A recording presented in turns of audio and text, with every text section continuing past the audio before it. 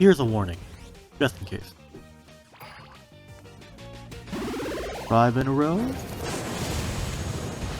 Nice.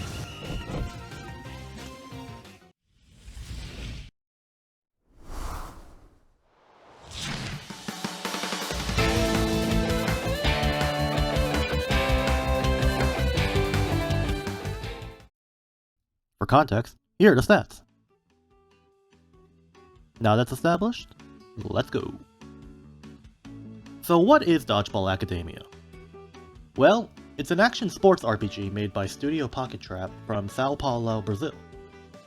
And just like many other Brazilian games, they're very much inspired by anime. You'd think with the Japanese subtitle under their name it'd be Japanese, but no. Brazil strikes again. For real, Japan and Brazil have a history together. It's kind of interesting. If you got the time, go check it out. Anyways, the game is about you playing as Otto, a transfer student that's here to become the ultimate dodgeball champion. Is it any good? Yeah, actually. It's actually pretty good. But is it amazing? Let's break it down.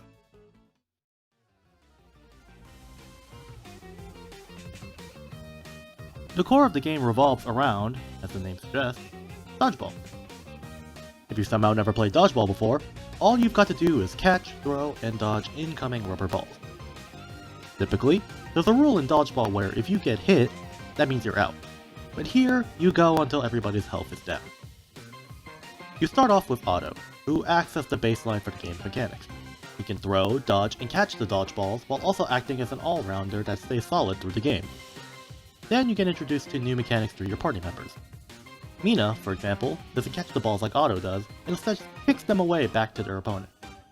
These are great, but there can be repeats on what people can do, which is kind of disappointing, as I expected more variety as the game went on that end. The actual difficulty of the game is based off of your reflexes and your ability to predict when the ball is about to hit you. The balls coming straight at you are easy to see coming, but the ones that are swirling around in a circle, or teleporting, those are harder to deal with. There is a long hit stun when anybody gets hit, so while it means you can combo 2 balls or so to hit the opponent easily, you can occasionally eat 5 dodgeballs in a row from a missed input and be down without having much of a chance to do anything, which is a bit unfair. These are nice gameplay mechanics, but they do suffer from one major problem. The core gameplay doesn't change much from when you first pick up the controller. That isn't necessarily a bad thing, as many games have it where limited options in your abilities can lead to tons of creative workarounds. However, the simplicity of throw, dodge, and catch is a mixed blessing.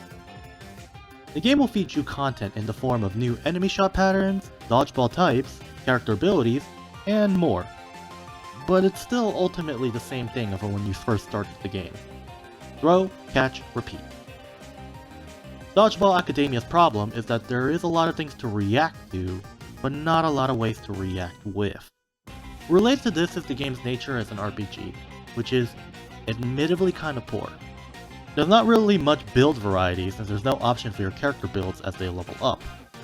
Once you've figured out what the character specializes in, all you've got to do is put on the proper equipment and you can steamroll the game really easily.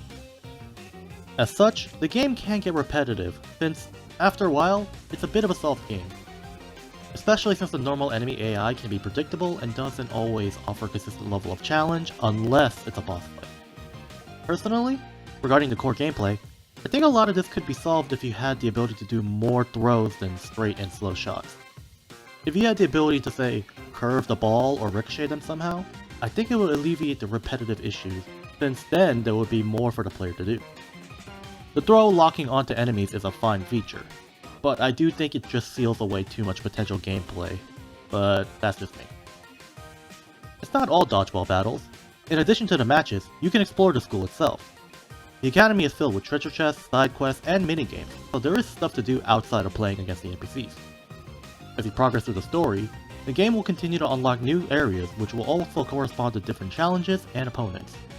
While they are neat to explore the first time through, the areas don't respawn, and the minigames can be beaten easily with some prep work in the equipment side, though you may find it a bit empty after a while. Despite the criticisms, it's still fun to play. Many of the things I said may not bother you when playing it yourself. I wasn't particularly thinking about it either until I was questioning if I wanted to do a second playthrough at some point. Overall, in terms of the gameplay, I'd rate it as being good. I wish there was a lot more to it on a mechanical level, but it's enjoyable enough to play on its own.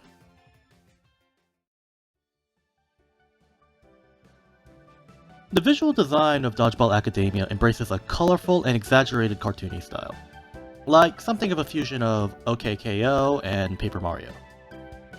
The character designs are vibrant and unique, while the animations are both smooth and full of energy. These aspects shine the most through the dodgeball battles, especially when you're doing your ultimate attacks, as each one is unique to the character. With the obvious exception of the generic opponents, no two designs are the same in the game. Likewise, the environments are equally as playful, with bright and varied 3D locations across the academy that contrast greatly with the 2D sprites. It's very reminiscent of Paper Mario's way of doing backgrounds, but it looks unique enough on its own merit.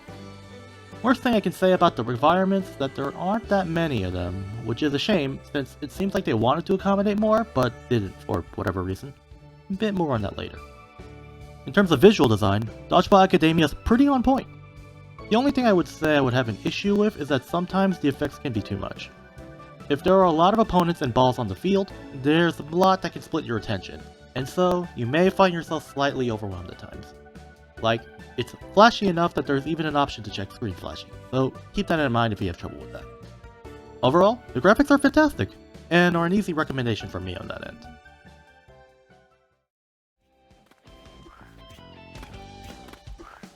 The sound design in Dodgeball Academia does its best to match the energetic tone it wants to set.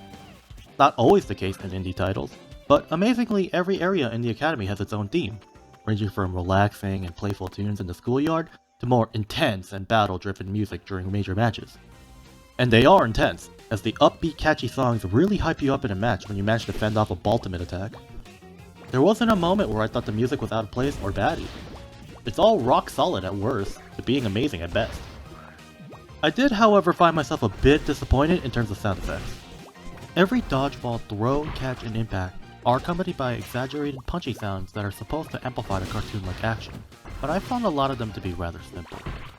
Like, they do work, but I feel like they aren't as hard-hitting as I would have liked, considering how strong the soundtrack is. As for voice acting, there isn't any voice lines per se. Characters talk in beep noises to simulate a voice, which is a common workaround over not talking at all. But I'm pretty sure the noises used are not unique to each individual person. They might be gender locked, which doesn't matter for much, but it did get me a few moments when I realized that some characters were actually girls. Oh, Squid's a girl. It's like the fourth one. I didn't keep doing this. Overall, the soundtrack is great, and the sound effects are serviceable.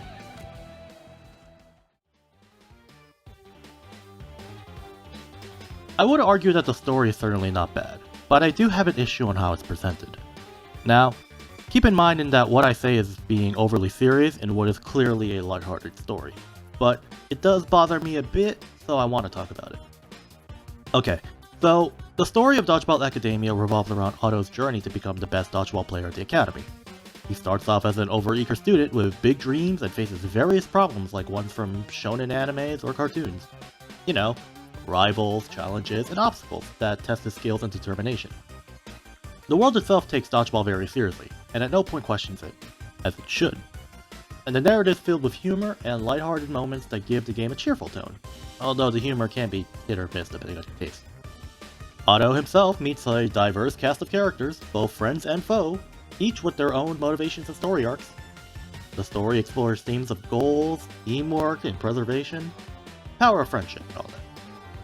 But as I said, what I personally have a problem with is the framing.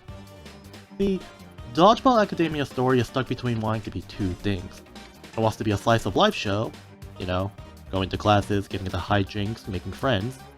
That's neat. However, it also wants to be a tournament arc.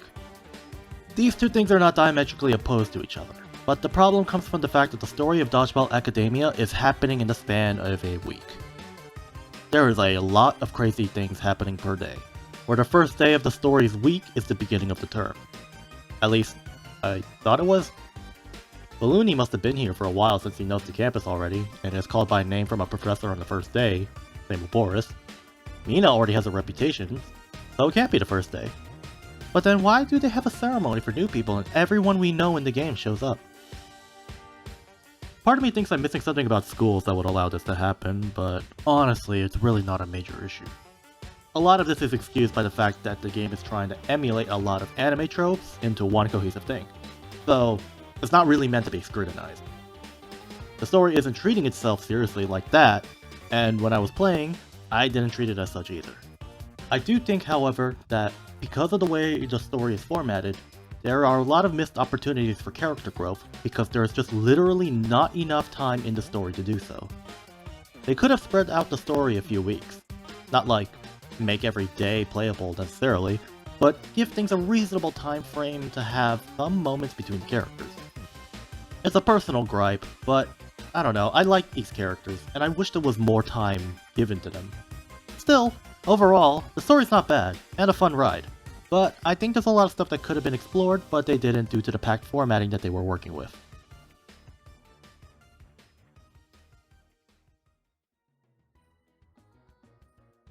I really like Dodgeball Academia.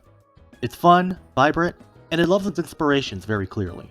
And I love the idea of sports academy games. I grew up playing a lot of Mario Tennis for the GBA, which has a lot of similar stuff to this, but with tennis. The issues I have with the game are either nitpicks, minor issues, or things I wish were just plain different. I think the timing of the catch or counter button might be a bit off because I swear I hit at the right time but failed. But I don't really have proof of that as I wasn't exactly recording my fingers.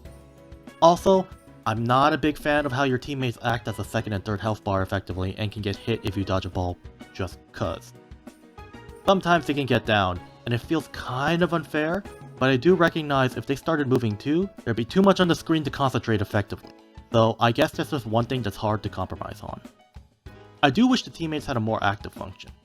They can catch or deflect balls too, and if they're out they can still play on the perimeter. But like, I don't know. If Mina's on your team, have her kick the ball as you throw it to make it go faster. Or Balloony blocks the next hit if it gets stun locked by 2 balls on a third sky. It would just be one way to make the teammates play differently from each other at least. You know, it helps spice things up. There are some bits of design that I question if they needed to be like that.